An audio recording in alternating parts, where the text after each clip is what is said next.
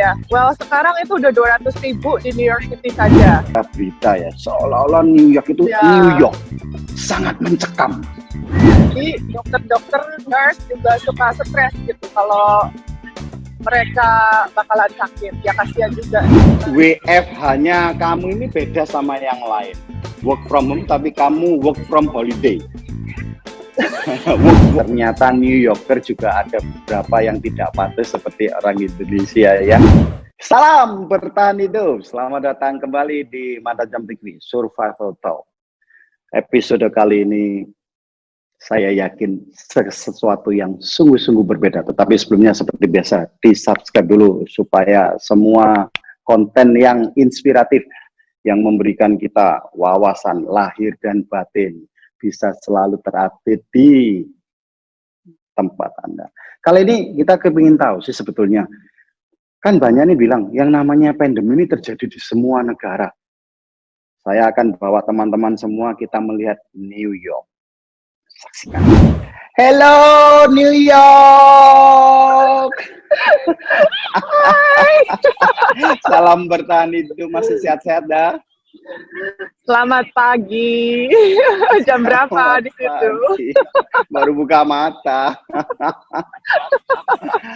Halo, bagaimana kabarnya New York? Apakah seseram seperti yang diberitakan? Aduh, kalau ngeliat backgroundnya itu segar setengah mati, seger banget ya.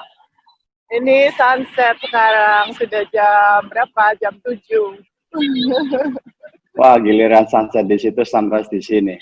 Matanya aja belum rise. Oh, kali ini terima kasih banyak, thanks a lot sudah disempatin yang bisa sharing. Saya ini lagi kepingin tahu nih, sebetulnya apa sih yang terjadi sebetulnya di dunia, dari belahan dunia manapun. Karena kalau lihat berita itu ya, New York itu kan kelihatannya so serem gitu ya. Tapi when I look at your background ya, waduh, saya iri loh, mending saya di situ rasanya. Oh enggak, tapi sebelum dijelasin nih, mungkin para penonton ini kepingin tahu siapa sosok orang yang keren ini yang sedang berada di New York. Enggak keren-keren juga. Nama saya Shirley Suganda. Saya sudah pindah ke Amerika semenjak 1995, udah 20 tahun lebih lama tinggal di sini daripada tinggal di Indonesia. Bahasa Indonesia masih bisa karena ya emang bahasa ibu, dan setiap tahun juga pulang untuk diving. Saya adalah diver. Saya suka diving di Indonesia. Karir saya di sini fashion design merangkap dengan UX design. Saya juga ngajar art di Academy of Art University. Saya senang banget nih. Ini ketika kita dengan tim ini menyusun siapa guest-guest yang terkenal selanjutnya, langsung terbesit, wah ini Miss Shirley. Miss. Ya apa aja, bener nggak sih? Guru iya, ya kan, fashion designer, web designer, terus apa lagi? American team weightlifter ya? Olympic weightlifting ya. Luar biasa. Tapi sebelumnya ini seperti tadi di awal pembukaan, saya ini kepingin menggali lebih dalam lagi, kepingin tahu, penasaran banget. Karena kalau saya melihat seperti di berita-berita ya, seolah-olah New York itu New York sangat mencekam. Tapi ketika saya lihat itu di belakang background seperti itu, kok tidak mencekam? Nah, keren kan? Kok sepertinya tidak mencekam seperti yang diberitakan ya? What happened there? Ngeri sih sebenarnya. Saya dari pertama mulai Februari itu, kan mulainya Februari ya, yang ini epidemik ini. Well, Maret sebenarnya. Saya itu masih di Indonesia, masih berlibur di Indonesia.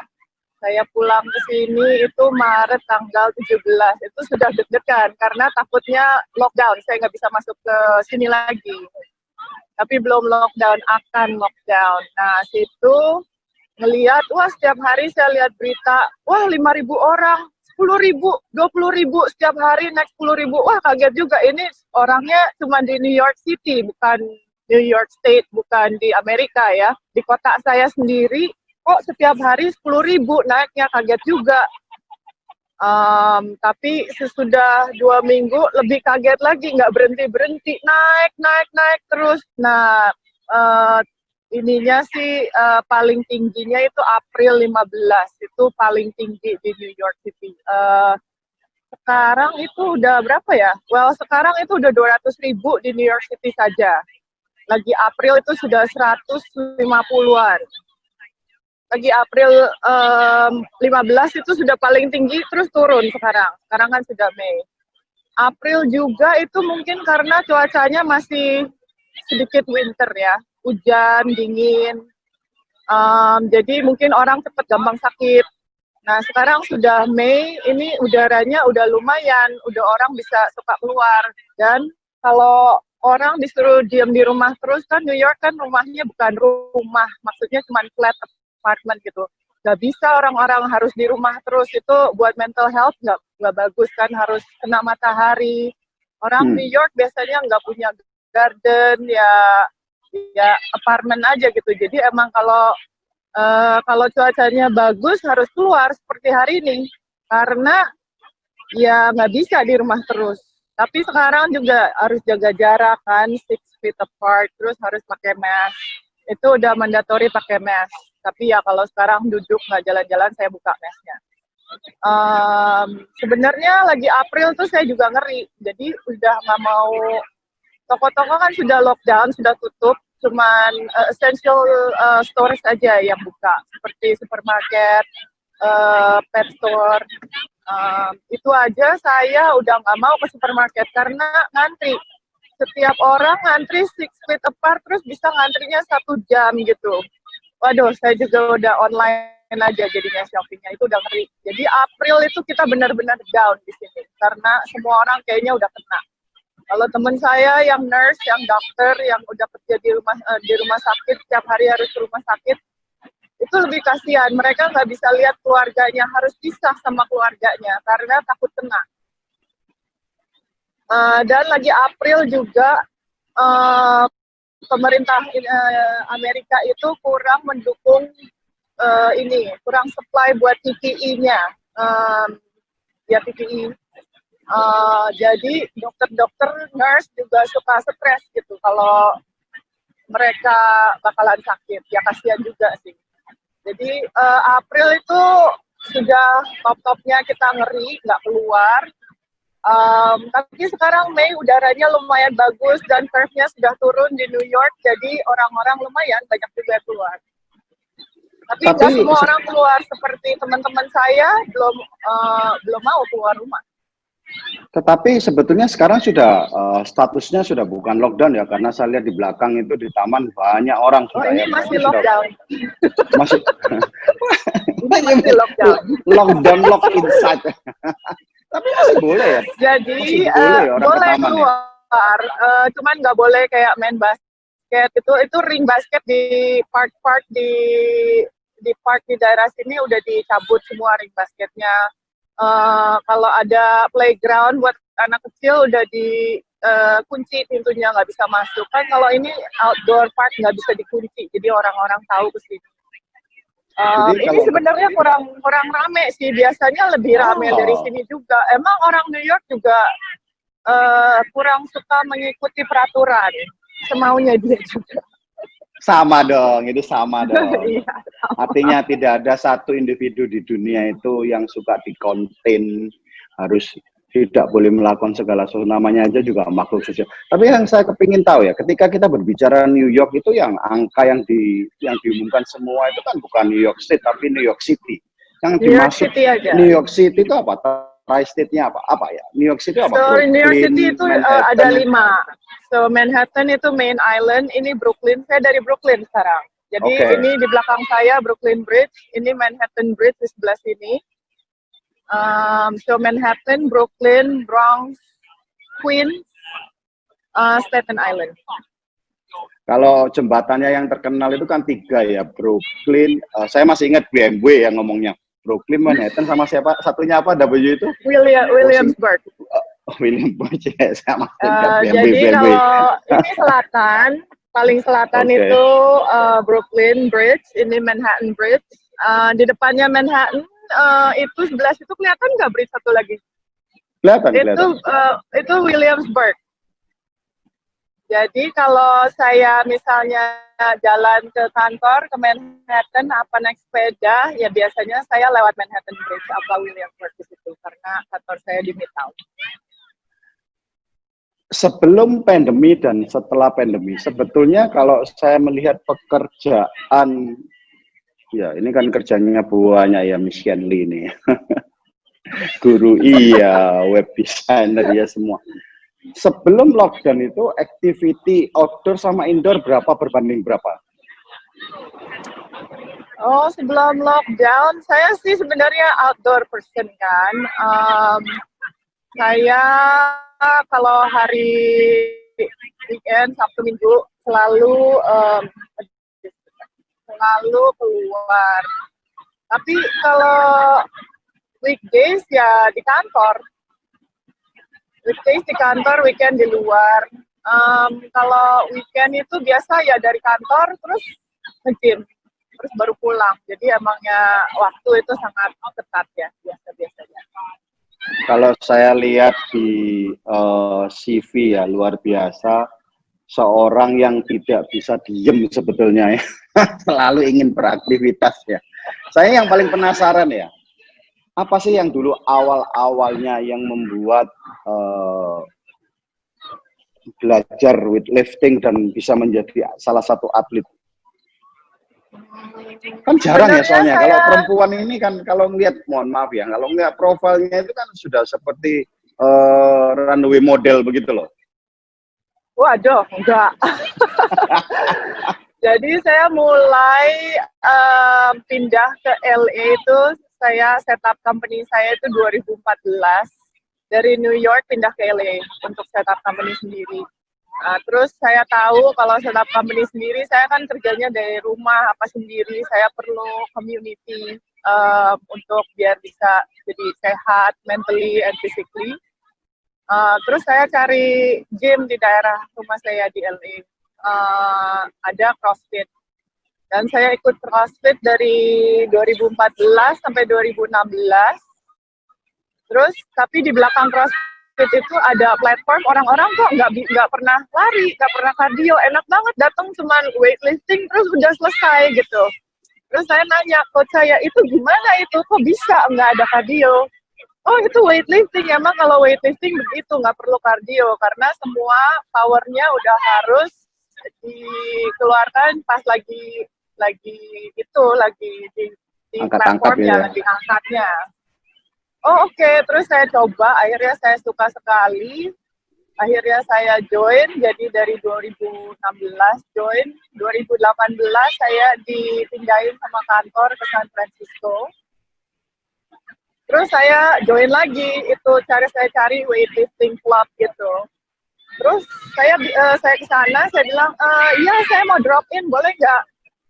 Terus orangnya bilang, oh no, we try you out for a week and then we let you know if you can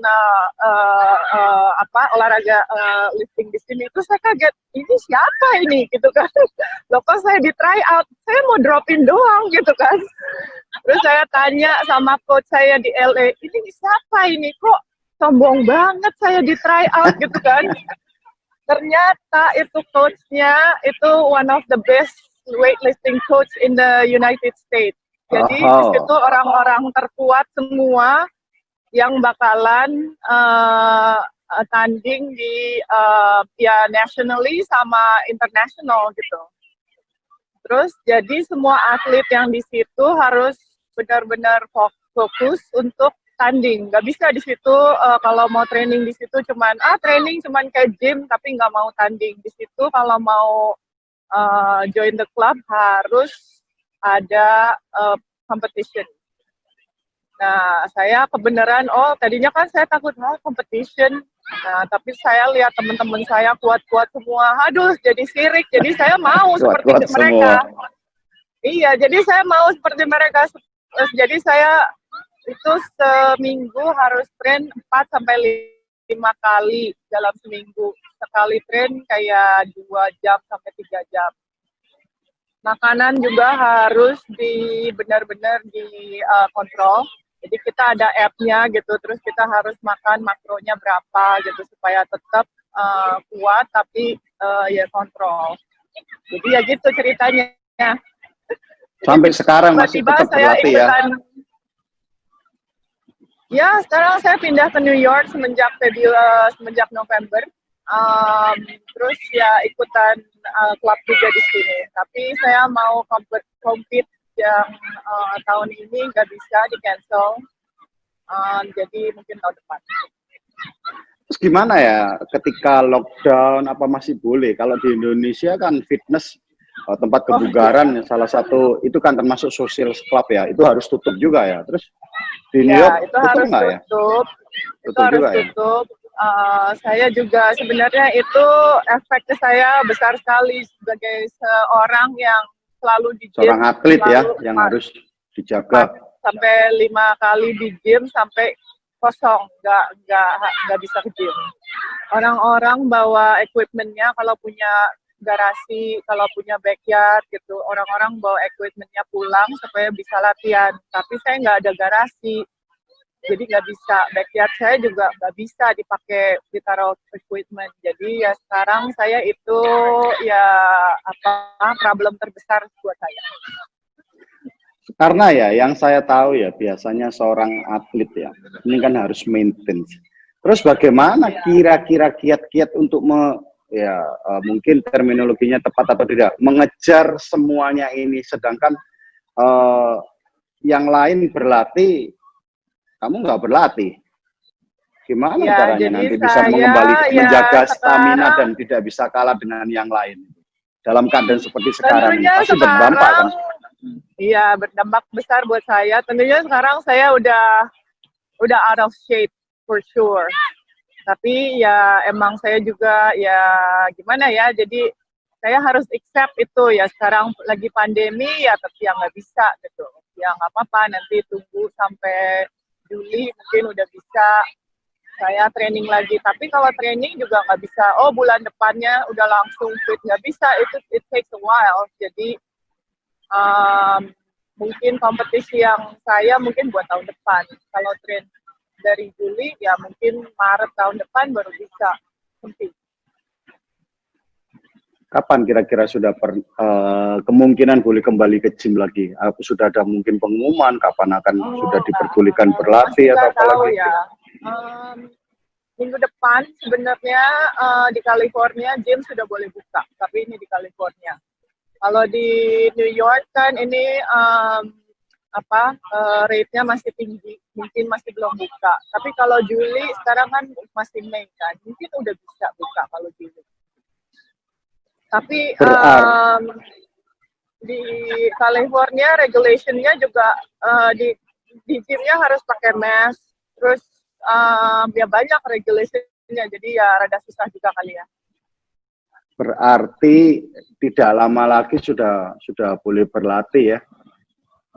Itu ya, kalau masalah latihan. Tetapi kalau menjaga tubuh sendiri dari asupan makanan, gizi yang intiknya itu oke dong Mas Yan. Yang penting kan itu ya. Ya sekarang jaga makanan ya. Setiap hari naik sepeda ke ini tempat favorit saya di New York. Jadi setiap hari saya kesini terus lay on the ground pakai sepeda. Saya sih kepingin tahu, boleh nggak diliatin aktivitas yang ada di belakang? Gini. Jadi ini Brooklyn Bridge, itu kita hampir sunset sekarang ya. Ini Manhattan Bridge, terus itu ada carousel, Jane Carousel namanya. Terus mungkin nanti saya bisa bawa kalian ke rooftopnya yang itu tuh dari atas itu. Itu juga keren banget. Padahal ini statusnya lockdown, but people still in the park ya. Iya, ini lockdown, ini kayak begini. Tapi kalau misalkan boleh memilih nih, ya. kalau boleh memilih, posisi seperti sekarang di New York atau di Bali? Bali. Ini cuacanya lagi bagus hari ini. Kalau besok sudah hujan, udah nggak ada orang di sini. Oke. Ini soalnya juga ini lagi graduation nih. Orang-orang juga foto-foto di sini. Lihat, kelihatan nggak? Ya. Kelihatan nggak sih? Ya. Ya, kelihatan cuma tidak terlalu itu besar orang lah ya. Graduation ya. Jadi orang-orang keluar hari ini aja, bukan besok. Oke, kalau bicara mengenai pekerjaan, terganggu nggak ya? Pekerjaan saya sebenarnya saya ngajar online sudah 5 tahun, jadi sama aja. Kalau fashion design, kerjaan saya fashion design, saya desainer buat Lee Jeans Men.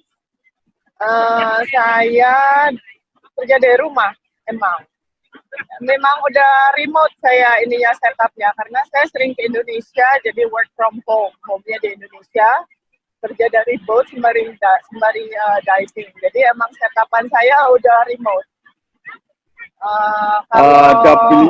WF hanya kamu ini beda sama yang lain. Work from home tapi kamu work from holiday. work for holiday. Work from boat. Iya.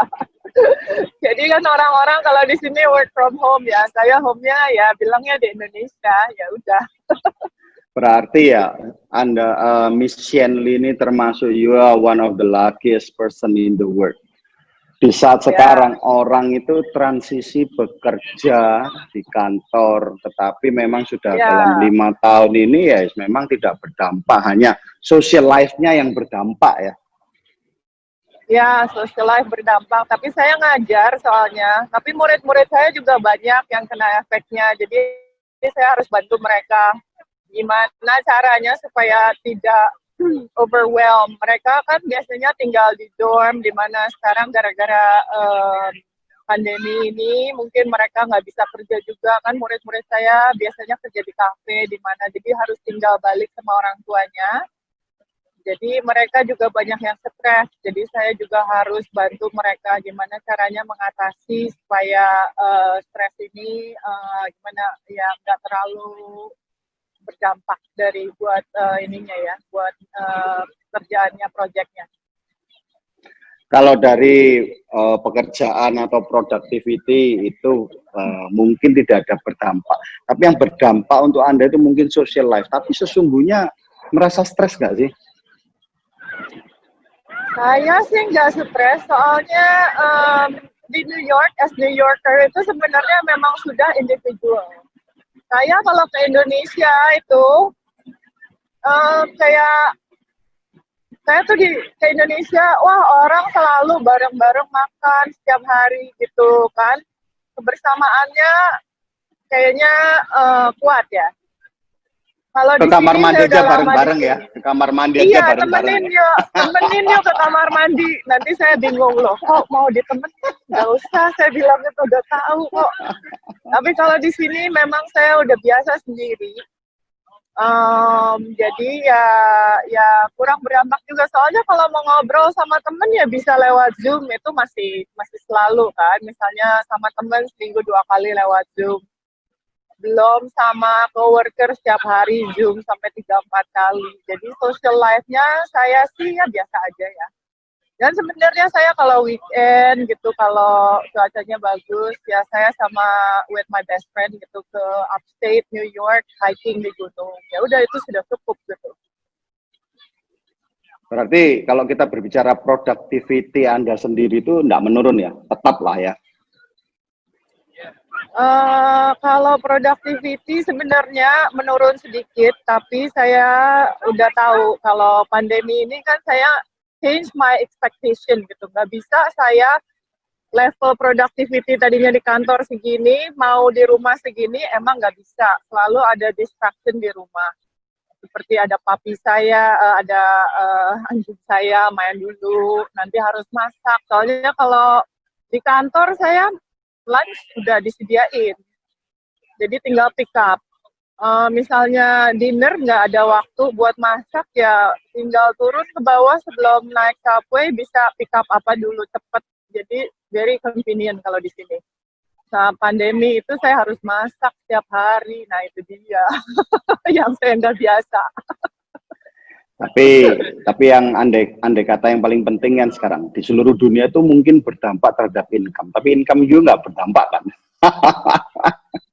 Income sebenarnya berdampak. Jadi pekerjaan saya yang fashion design itu dikurangi, itu udah normal di sini, dikurangi 20%.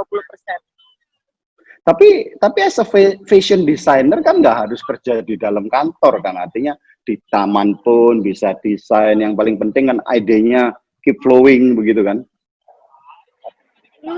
Iya, sebenarnya nggak usah di kantor, tapi di kantor kan ada production teamnya, ada sales teamnya, ada. Sebenarnya saya kerjaannya kan bukan desain aja, jadi saya harus customer kita kayak misalnya Costco gitu.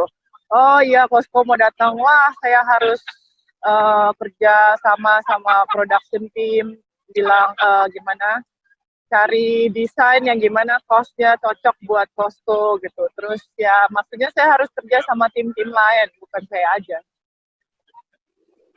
Di Indonesia ini kata-kata UX and UI designer itu nggak umum. Yang ada itu adalah web designer. Sebetulnya apa sih bedanya ya? Sebenarnya UX design itu sebenarnya web design itu part of UX design. UX design itu dari permulaan kita UX design itu macam-macam, ada sekitar 7 atau 8 title bisa masuk UX design semua. Dari pertama dari research. Misalnya company research, kita harus bikin competitor research. Misalnya Pak Rudi mau bikin company lagi, terus misalnya company A, saya harus sebagai UX designernya saya harus cari 3 kompetitor atau 4 yang paling dekat dengan idenya Pak Rudi ini. Nanti saya bisa do research gitu. Misalnya mereka strongnya di mana, weaknya di mana, terus kita masuk ke industri itu gimana supaya nggak sama mereka, lebih bagus dari mereka, weaknya mereka apa, kelemahannya, nanti kita masuk ke industri itu harus gimana, kita bikin programnya gimana buat company ini. Itu kan research. Terus bisa juga branding. Branding itu ya Pak Rudi tahu sendiri, branding itu banyak juga kerjaannya kan. Bisa logonya, bisa nanti punya podcastnya kayak sekarang, itu kan part of branding supaya customer-nya bisa mengenali gitu company-nya Pak Rudi. Itu bisa branding, web design termasuk, bisa juga front end coding, jadi engineer, bisa juga coding, itu codingnya HTML, CSS biasanya kalau front end sama JavaScript. Bisa juga, saya sekarang lagi hampir selesai digital graphic gitu. Jadi kan sekarang web design semua sekarang banyak yang gerak-gerak tuh digital graphic. Jadi saya juga lagi mengarah ke situ. Apalagi ya? Yang terakhir bisa ya coding, bisa juga logo desain, yaitu bisa termasuk branding. Ya, sebetulnya apa yang dilakukan itu riset juga untuk masa depan. Kalau kita berbicara sebagai seorang traveler, kebetulan Anda sama saya sama suka travelnya, olahraganya juga ada samanya, suka diving, tetapi yang di situ lebih pengalaman, sudah rescue diver. Waduh, kebenaran itu. Yang saya ingin tanya dan menjadi salah satu hal yang selalu menggelitik ke depan ini, bisnis ini akan bagaimana ya? Semuanya kan pasti akan berubah dengan dampak yang ekonomi seperti bakalan ini. Berubah. Company-company yang besar pasti udah nggak bisa growing lagi karena mereka financially juga udah nggak stable kan sekarang. Dan sekarang saya melihat orang-orang malah banyak yang punya ide buka company, jadi small entrepreneur. Itu sekarang company saya sekarang lagi kan harus ada niche kalau punya company, jadi saya memang sekarang lagi bantu small entrepreneur. Jadi orang-orang udah, ya saya udah nggak mau kerja di company besar lagi, ya sekarang buka perusahaan sendiri. Sekarang New York, US sekarang mulai gitu. Kira-kira apa ya? Sekarang kerja apa ya? Yang sekarang healthcare, semua misalnya medical, apa yang bagian medical gitu, itu bagus. Makanan juga bagus, asal jangan ke fashion. Saya tuh semua di kantor, semua orderan kebanyakan di cancel karena siapa yang mau beli baju, is not essential gitu sekarang. Sekarang milenium juga udah jarang beli baju banyak-banyak lagi. Jadi mereka beli baju yang itu, yang bagus satu, ya udah itu aja gitu. Beda zamannya udah sama zaman kayak 10 tahun. Tapi yang namanya baju itu kan termasuk kebutuhan dasar. Kebutuhan dasar orang itu adalah makan, tempat tinggal, dan berpakaian. Mungkin akan terjadi fashion shifting mungkin ya. Jadi bukan yang ya fashion dalam arti ya kalau orang itu biasanya, kalau saya berbicara dengan orang kecantikan itu, orang cantik kalau mau keluar rumah, tetapi ya sekarang harus melakukan gerakan cantik di rumah. Demikian juga seharusnya kita sudah mulai terjadi fashion shifting itu, desain-desain segala sesuatu yang nyaman untuk di rumah ya. Yang nyaman untuk olahraga. Sekarang kan banyak yang pakai legging keluar, baju sport keluar. Kayak ke kantor juga sekarang banyak yang pakai baju sport. Terus kalau saya lihat textile industry itu kan banyak pollution-nya, kayak waternya harus berapa billion gitu dalam 1 tahun kepakai, itu polusi banget kan.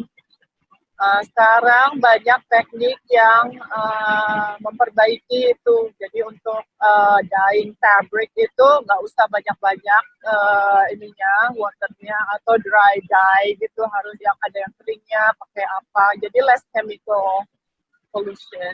Jadi kalau saya ngajarin murid-murid itu, emang saya mengarahkan ke situ, yang lebih mindful buat generasi ke depan, daripada yang baju murah yang dijual dengan yang murah sekali pakai buang gitu, kayaknya sayang ya, wasteful.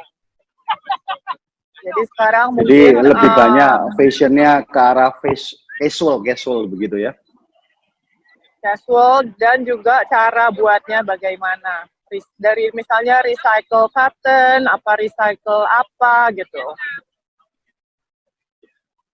Kalau sekarang ini sebetulnya banyak orang yang saya mungkin melihat itu ya, banyak orang yang stres sehingga terpengaruh kepada productivity. Kalau kita kembali lagi ke productivity, tetapi kegiatan memasak apa ini sebetulnya bisa lebih menjaga mental fatigue atau malah membuat harus masak, harus bagaimana sebetulnya apa? Karena kalau saya lihat ya dari energinya, kamu itu sama sekali nggak ada halu energinya gitu loh. Up to the top terus.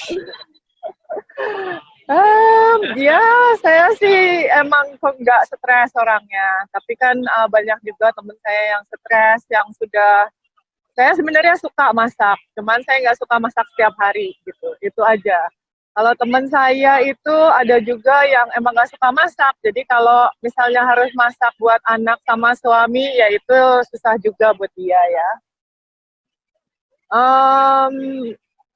Ya kalau punya keluarga itu stres sih di rumah. Jadi harus they have to make sure they feed the family, belum punya kerjaannya sendiri, belum harus bikin schedule buat anaknya. Soalnya anaknya kan udah out of schedule dari sekolah, terus di rumah terus, kalau nggak dibikin schedule sama orang tuanya, the new normal gitu, schedule buat the new normal ya susah juga.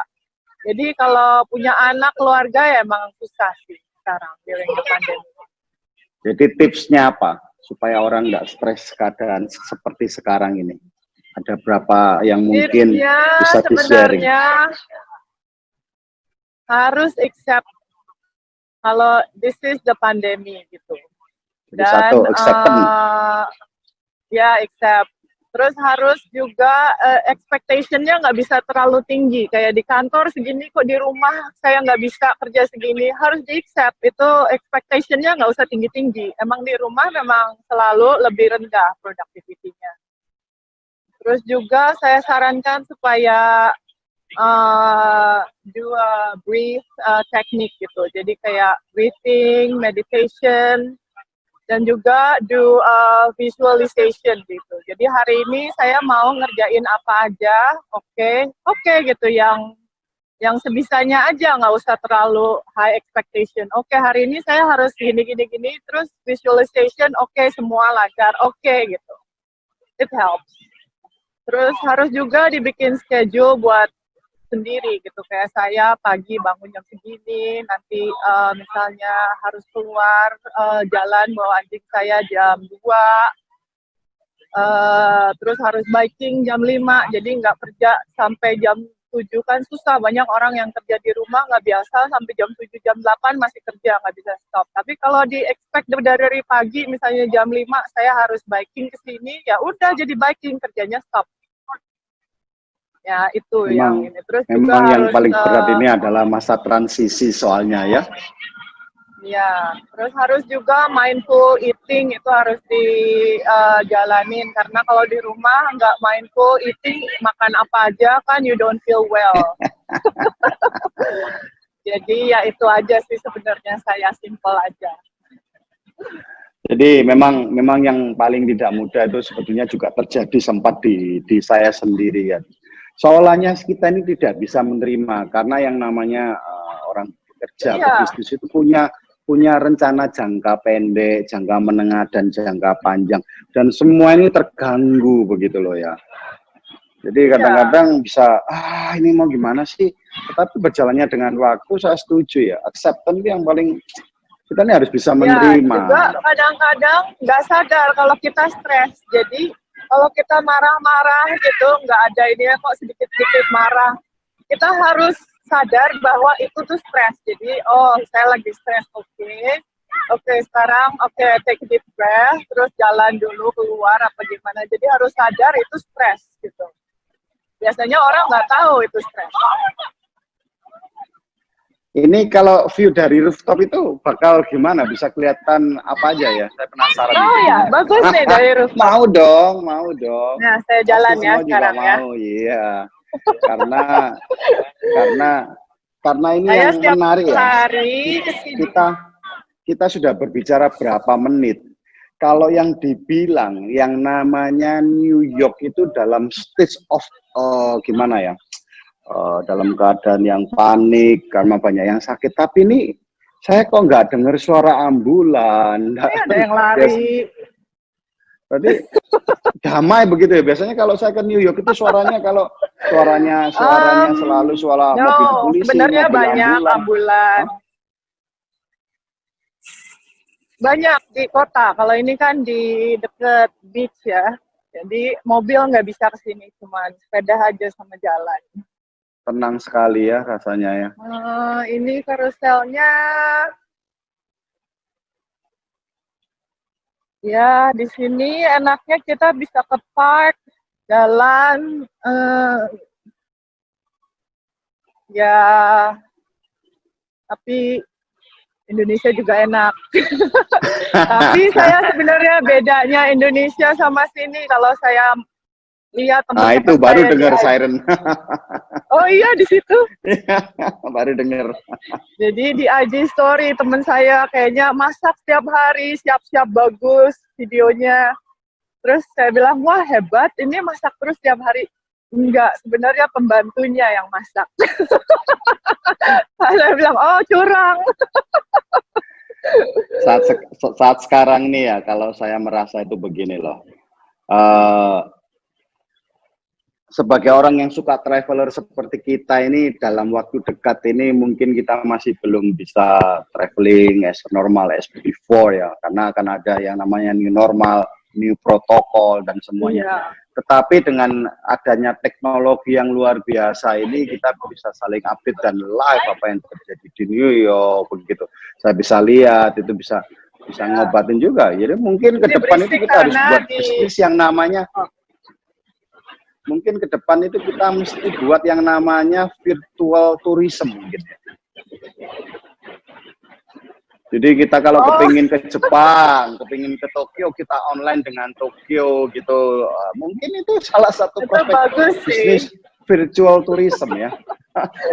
Soalnya seperti Pak Rudi, saya selalu travel gitu sekarang, kalau nggak bisa kemana-mana, stres juga ya.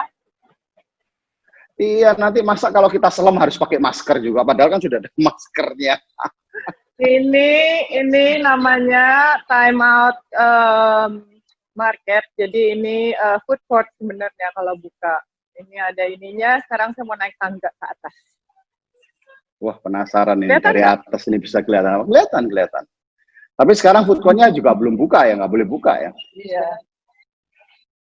Ini sembari jalan menuju rooftop, jadi sembari jalan menuju rooftop, saya coba akan rekap apa yang saya dapat dari Mission Lee ini, bahwa ya yang paling penting sebetulnya di dalam kehidupan dimanapun Anda berada ini, karena efek dari pandemi ini seluruh dunia, jadi kita itu mau tidak mau harus cepat menerima. Kalau cepat menerima, kita bisa cepat memikirkan hal yang lain. Dan yang paling penting yang namanya menerima itu, ya bukan cuma menerima keadaan pandemi, tetapi ya harus bisa menerima, oh ya, outcome semuanya ini ya harus bisa di-adjust gitu loh ya.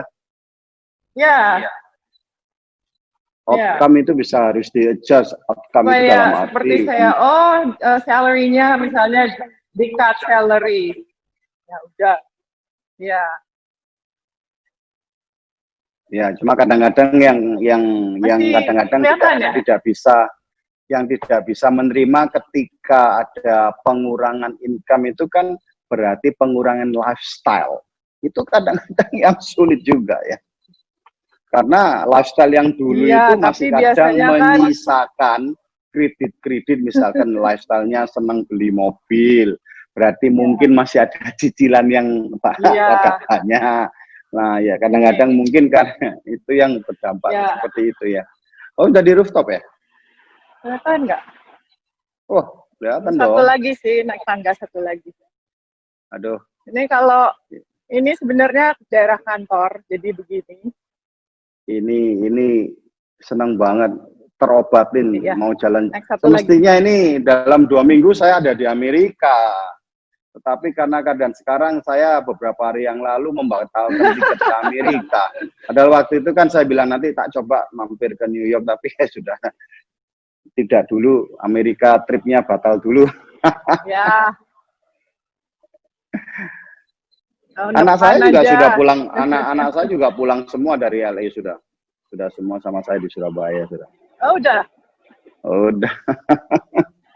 Ya, udah sampai. Jadi lockdown di Surabaya. Wah, boleh dilihat ini di sesi yang terakhir. Ini kameranya bisa diganti nggak ya ke ini ya? Oh, dari tadi harusnya begini. Kelihatan nggak? Kelihatan dong, enak banget. Nah, jadi ini sebenarnya restoran di sini, biasanya orang duduk-duduk di luar makan.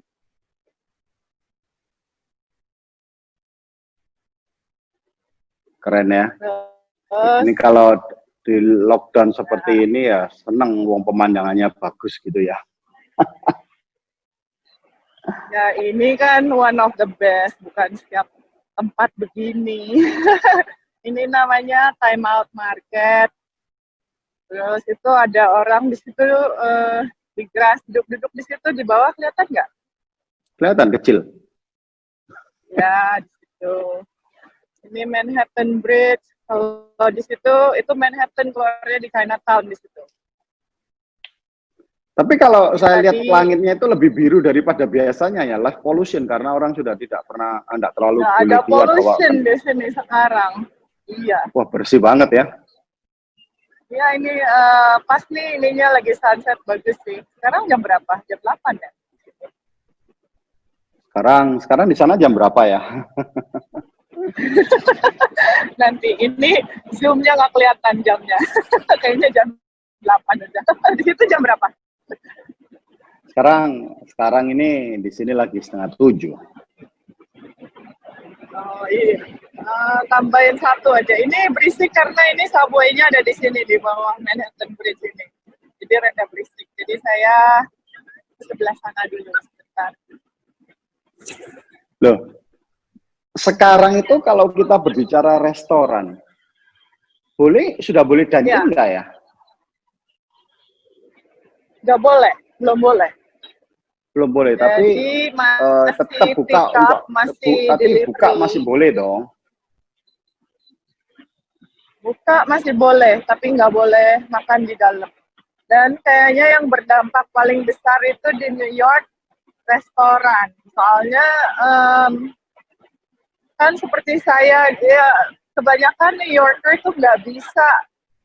Biasanya New Yorker tuh selalu eating out tuh udah habit gitu, udah kayak seminggu bisa 4 kali eat out gitu.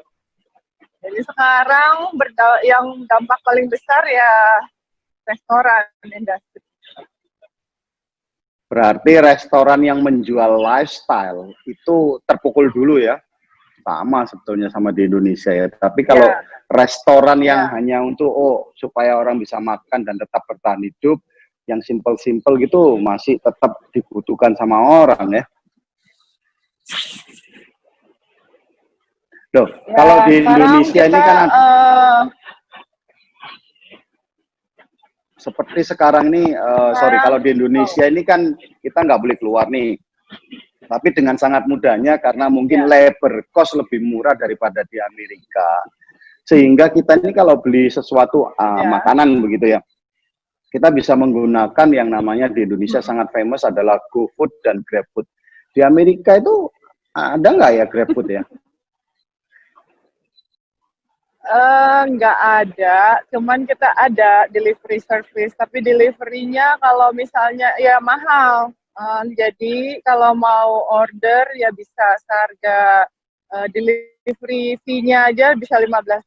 Jadi nggak murah juga. Jadi harga satu makanan lebih lagi. Di Indonesia GrabFood, GoFood kadang-kadang kalau orang kena di atas 5.000 aja sudah tidak terlalu happy, 5.000 rupiah. Tidak terlalu happy. Iya, kalau di sini misalnya makanannya berapa ya? $45. Ditambah tax-nya belum, ditambah service fee-nya belum, ditambah delivery fee-nya belum, ditambah tip-nya belum. Jadi Jadi 45 itu tambah-tambahannya end up banyak. ya, 55 ya, bisa 55 lah ya. No, 60 lebih. Hah? 45 teksnya, service teksnya. Oh my God. Iya, udah bisa ada service fee, ada delivery fee, terus nanti teksnya belum, teks ini, teks itu, terus ditambah tipnya. Kalau udah gitu kangen nggak sih sama Madam Chang? Kalau nggak kasih tip, kasihan. Kangen, setiap hari lihat fotonya itu like, wah, apa nih, Pentol bikin apa nih? kocok. Ya. Yang terakhir, New York Ya, ini kan sekarang lagi sangat pandemi ini banyak juga, oh sorry. No. Go ahead. Yuk. Ya Kenapa banyak juga banyak sekarang pandemi? jadi ibu-ibu Indonesia gitu yang sekarang masakin buat kita karena kita kan nggak bisa ke restoran, jadi dia kirim email mau nggak ini itu, jadi lumayan juga buat ekonomi yang small entrepreneur kayak orang Indonesia gitu. Ya sama di Indonesia juga begitu, yang dari rumahan yang sekarang sudah bisa mulai merangkak naik karena kosnya mungkin belum ada fixed cost seperti kita yang punya established restoran itu dengan begitu banyak pekerja yang di situ ya, kadang-kadang kita juga harus bersaing dengan orang di rumah itu sama ya, saya rasa itu fenomenanya. Saya penasaran dengan ini, kalau New York ini kan terkenal dengan yang namanya city that never sleep.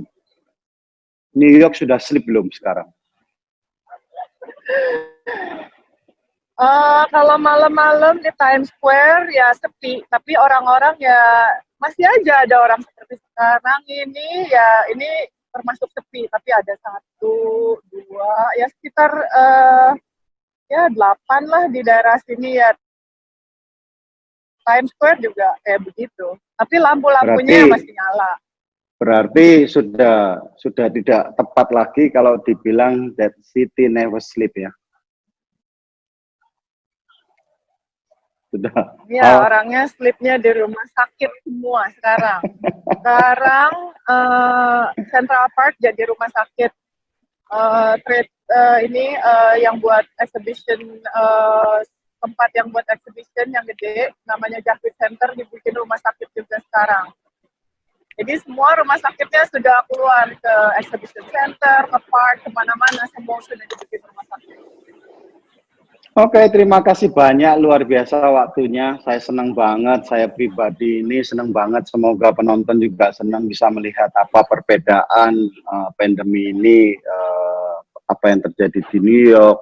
Orang Surabaya, orang Indonesia bisa melihat, oh ternyata di New York juga mengalami beberapa hal yang sama.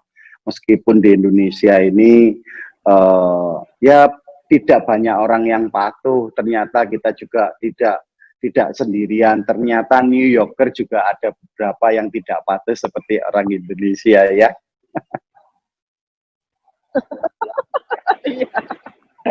Tapi yang paling penting di seluruh dunia semua terdampak dengan pandemi ini. Yang paling penting ya cuma satu, menerima semuanya, menjaga kesehatan, seperti yang Anda sampaikan tadi, Miss Yanti, ya, positive thinking terus, ya belajar terus menerima, seperti yang bilang, yang paling penting menenangkan diri, terima semuanya, gaji berkurang, diterima, pengeluaran berkurang, diterima.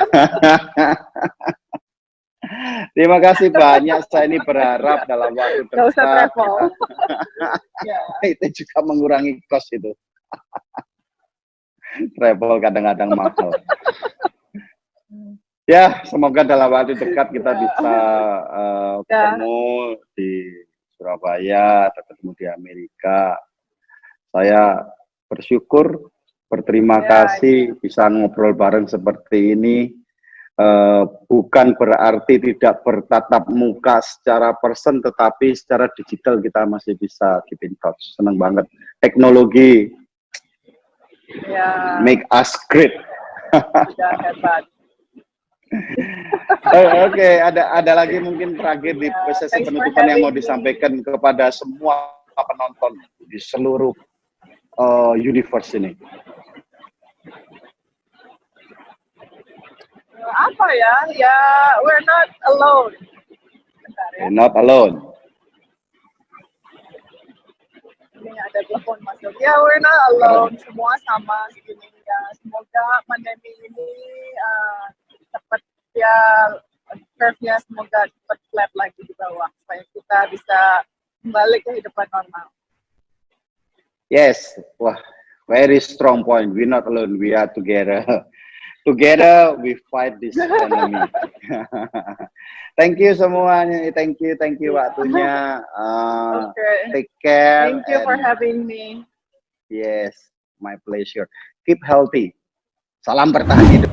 Apa saya bilang sesuatu yang berbeda, maka itu jangan lupa subscribe ya teman-teman.